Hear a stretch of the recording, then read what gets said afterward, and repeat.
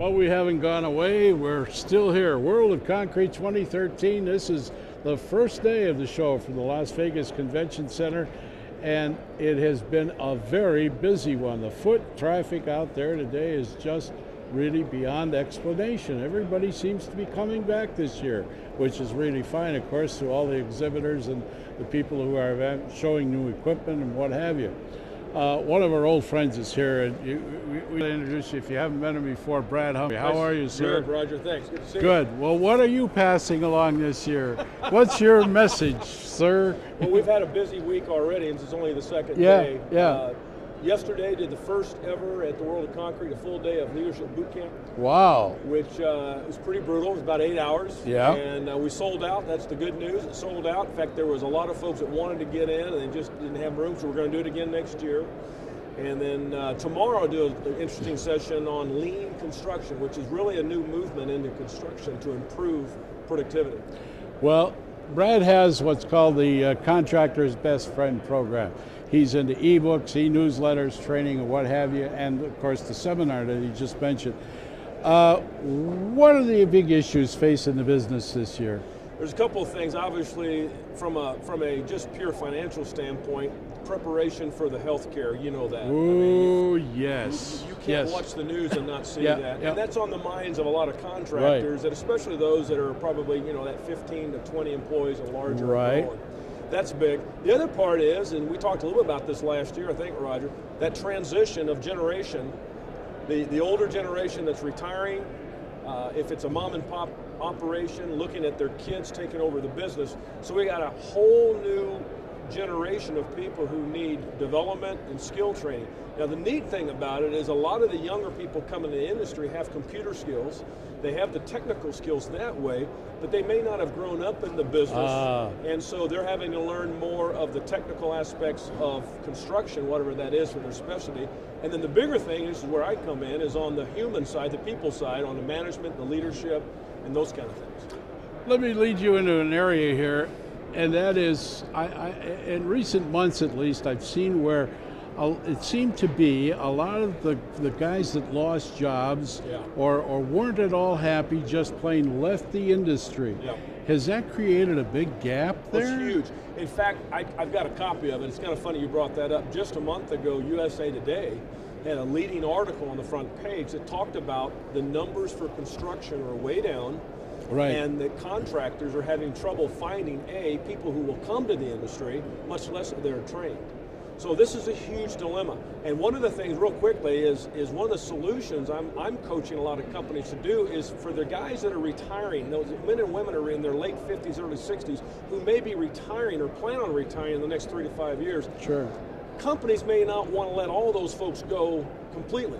They may want to let some of those that want to retire, but they may ask them to come back for 20 or 30 hours a week to consult. Absolutely. Because you have some people who know their company policies, they know technical skills, and if they have good people skills, they're great coaches and developers at a lot less cost. Certainly is. You bet. And of course, I take it the educational system just can't support that much right now. No, and the sad thing is, Roger, in a lot of areas of our country, they've actually shut down and stopped vocational technical schools. Right. The days that you and I might have taken shop back in high school days doesn't exist, does it? Doesn't exist for a lot of schools. Exactly. And when you find large companies who are having to go hundreds of miles to find available workers to come to work in their business, right, that's a tough strain on companies, for sure. Tell us about the new ebook that's out. The new ebook is an interesting book on how to improve your relationship and work with clients and customers, and it's one of a series, and we've got several lined up. Right. And the reason I like them is that, number one, and just to what we talked about before, the younger generation moving in, the days of them buying hardback books on the shelves are gone. Over. Yeah, they're gone. And so we've said, all right, we've surrendered, and so we're going to put a series. In fact, many of the articles that I'm writing for the Contractor's Best Friend, I write a lot of these in series, and we may have a series of 6 to 8 articles, and we're editing those and putting those in, preparing to put those in ebook format. But a lot of our younger people, they want to read off of their Nook or their iPad. Exactly. They don't want a 400-page textbook. They want something they can find very quickly, nuggets of helpful hints and techniques. And so that's what we're trying to do. I'm very excited about that. And to add one more thing, I don't know if you know about this or not, we're actually looking at right now at taking the Contractor's Best Friend on the road and doing some one-day workshops in different areas of the country. So it'd be something for your listeners and your that would be great. That would be great. This is in addition to your seminar work that you've been doing? This is in addition to the seminar work, and we'll pick obviously some areas, geographical areas that are populated where it's easier for people to get in and get out. Right. But we're looking at doing that as maybe as early as this fall, and that's a good thing. Now, can you team up with an association or contractors or? In fact, I appreciate you bringing that up.